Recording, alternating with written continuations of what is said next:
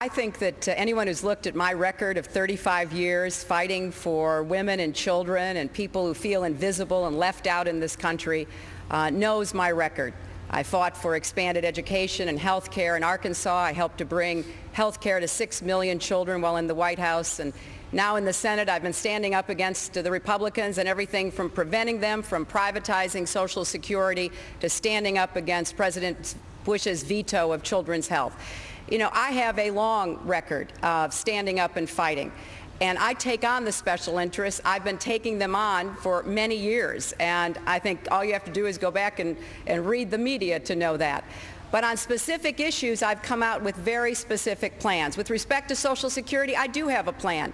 It's called Start with Fiscal Responsibility. That's what we were doing in the 1990s, and we had Social Security on a much better path than it is today because of the irresponsible spending policies of George Bush and the Republican Congress.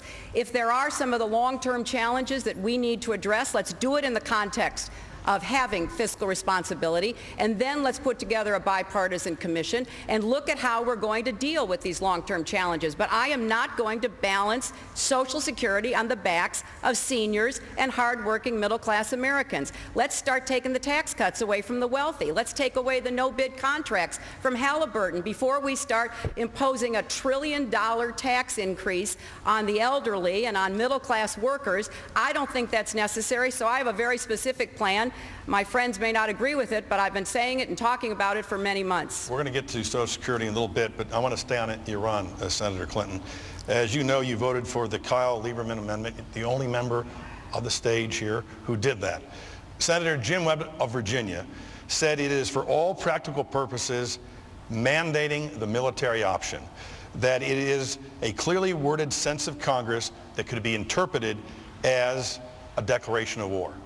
Why did you vote for that amendment, which calls upon the president to structure our military forces in Iraq with regard to the capability of Iran? Well, first of all, I'm against a rush to war. I was the first person on this stage and one of the very first in the Congress to go to the floor of the Senate back in February and say George Bush had no authority to take any military action in Iran. Secondly, I am not in favor of this rush for war, but I'm also not in favor of doing nothing. Iran is seeking nuclear weapons, and the Iranian Revolutionary Guard is in the forefront of that, as they are in the sponsorship of terrorism. So some may want a false choice between rushing to war, which is the way the Republicans sound, is not even a question of whether, it's a question of when and what weapons to use, and doing nothing. I prefer vigorous diplomacy, and I happen to think economic sanctions are part of vigorous diplomacy. We use them with respect to North Korea. We use them with respect to Libya. And many of us who voted for that resolution said that this is not anything other than an expression of support for using economic sanctions with respect to diplomacy. You know, several people who were adamantly opposed to the war in Iraq, like Senator Durbin, voted the same way I did and said at the time that if he thought there was even the pretense that could be used from the language in that non-binding resolution to give George Bush any support to go to war, he wouldn't have voted for it, neither would I. So we can argue about what is a non-binding sense of the Senate, and I think that we are missing the point, which is we've got to do everything we can to prevent George Bush and the Republicans from doing something on their own to take offensive military action against Iran. I'm prepared to pass legislation that with my colleagues who are here in the Congress to try to get some Republicans to join us to make it abundantly clear that sanctions and diplomacy are the way to go. We reject and do not believe George Bush has any authority to do anything else. Senator Dodd, you said that vote was a justification for war in Iran. Well, Tim, I believe that that this issue is going to come back to haunt us. We all learned, some of us here painfully, back in 2002, that by voting for an authorization regarding Iraq, that despite the language of that resolution, which called for diplomacy at the time, this administration used that resolution obviously to pursue a very aggressive action in Iraq. I'm of a view here, what you didn't learn back in 2002, you should have learned by now.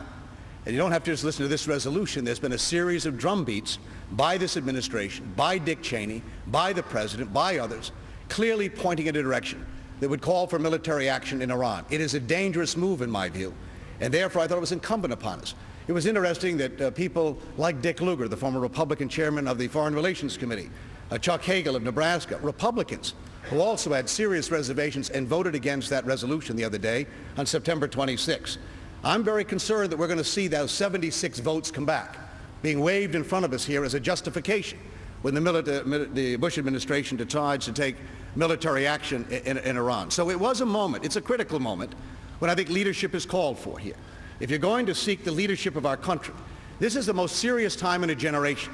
You have an ascending China, you have an Iranian that's ambitious to acquire nuclear weapons, you have obviously a $4 trillion economy that's in trouble, a health care crisis in this country, energy and other issues that are going to confront the next president.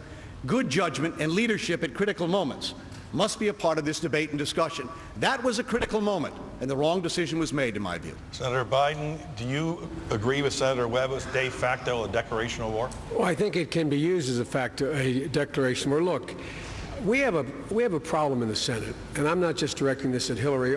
There were 75 other people who voted with her. We were in a minority. That there are consequences for what we do. And it's not even about going to war. Let's look at what happened